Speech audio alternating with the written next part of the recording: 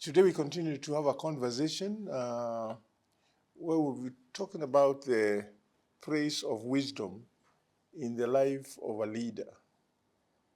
Whatever level of leadership, whether you're talking about political leadership, church leadership, institutional leadership, whatever leadership. The Bible says in the book of Proverbs 1:7 that wisdom is the principal thing. Wisdom, it talks about that the fear of the Lord is the beginning of wisdom. The fear of the Lord is the beginning of wisdom. And we know that this instruction of wisdom, and we read the book of Proverbs. Anyone who likes to read a lot of statements that touches on the praise of wisdom will visit the book of Proverbs. And today we will begin examining.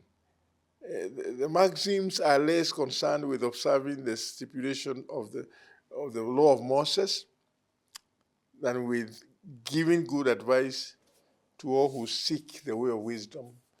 And Proverbs gives us a picture of what good rulers everywhere should be in line with wisdom. And in our context, we're going to be very, very deliberate and even talk about political leadership. So with Proverbs as our guide, there are 5 qualities we shall look at that should define anybody who is in key leadership, whether politics, church leadership, institutions, corporate, any leader.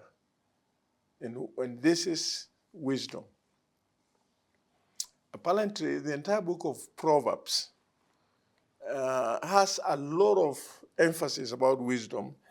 And we will just examine a few things in chapter number 8 as we begin this conversation, looking at chapter 8, because it's like the personification of wisdom. And so critically, in what we're examining right now, if you look at the book of Proverbs chapter 8, verse 15 to 16, it says, by me, talking about wisdom, kings reign, and rulers declare what is just. By me, princes rule, referring to wisdom. And nobles are people who are prominent in society, all who govern justly have to employ wisdom. And when we think about the observations that we have, it's very evident that we have a lot of people who, for some reason, assume some form of leadership in different institutions, but sometimes some of the judgments they make are not informed by wisdom.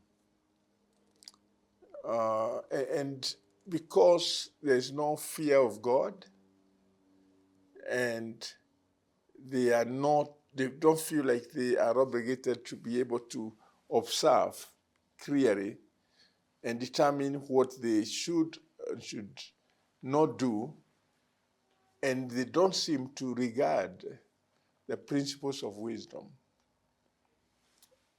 I admire Solomon. When we read the word of God about Solomon, when he sought for wisdom, and God was so impressed because he never asked for wealth. He never asked for how he was going to be able to defeat his enemies. But he asked for wisdom. And one of the key things, and that's why it's important for all leaders to seriously consider the prayer of Solomon. Solomon asked God to give him wisdom so that he will have the capacity of ruling the people well. This suggests clearly that if one is going to rule over people in a good way, they need wisdom. There's no way one who is not given to wisdom can be able to rule in a manner that pleases God, because wisdom is so essential for decision making and for those that would be given to rule over the people. I usually tell people all the time, when you talk about people, none of us should ever feel that there are people who belong to us, even when we lead. The people we lead, they all belong to God, and it is God who has entrusted, even those within the political scene. I like when we examine in the book of Daniel, chapter number 2, and also Daniel chapter 4, it says so clearly and giving specific information that it is God himself who raises kings, and God is the one who puts down kings, meaning that people belong to the Lord, and God will always do what he desires to do, and no one can challenge his intention or challenge what he allows to be. So again, revisiting this first quality of the five qualities, we see so clearly about wisdom. Wisdom, according to chapter number 8 and verse number 18, it's so clear, that section, chapter 18 says that wisdom brings prosperity. Wisdom brings prosperity. And that means that the kind of prosperity that is true would come to people because of wisdom. And then in verse number 21 of chapter 8, it makes a proposition that wisdom will bring to us a rich inheritance. And all these things are positive issues that are raised. And what does it mean for kings to rule according to this wisdom? We could examine, and of course, the rest of the Proverbs answers the question, but specifically we are told that wisdom is the way of righteousness and the path of justice. Wisdom is the path of justice. Justice is key in those that would be given the responsibility to rule. Wisdom starts with the sense that God is real, he is holy, and he is to be feared. Now, the wise ruler knows that he is accountable to God, and I like that. A wise ruler will always know, I may not be accountable to my juniors, but I'm accountable to God. And therefore, he is eager to keep himself far from evil. When a political leader is wise, he is going to hate three things. He's going to hate pride. He's also going to hate, and of course, pride and arrogance are almost considered the same, but one may emphasize,